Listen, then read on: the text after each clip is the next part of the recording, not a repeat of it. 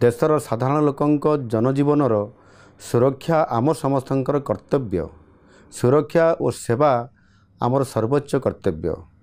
एथिपाई जातीयतार मनोभाव रखी बेसामरिक सुरक्षा बा सिविल डिफेन्स संगठन रे स्वेच्छासेवी भाव जोगदेवाई मु जनसाधारण को विशेष कर युव समाज को आह्वान करुछि। युव समाज ही आम आशा भरोसा और शक्तिर प्रतीक। इच्छुक स्वेच्छासेवी माने जिला स्तर रे जिलापाल माननकु आवेदन करि परिबे। जिलापाल होउछंती जिला बेसामरिक सुरक्षार नियंत्रक। यही स्वेच्छासेवी माननकु प्रशिक्षित कराजिबो।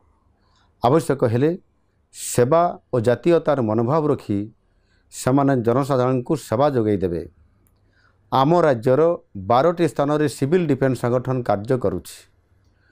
आवश्यकता अनुजाई अन्य स्थान मानकरे नुआ संगठन गढ़िबाकू मु निर्देश देइछि। मोर आशा और विश्वास सेवा और जातीयतार मनोभाव रखी अनेक व्यक्ति विशेष करके युववर्ग एथिपाई आगे आसबे। जय हिंद।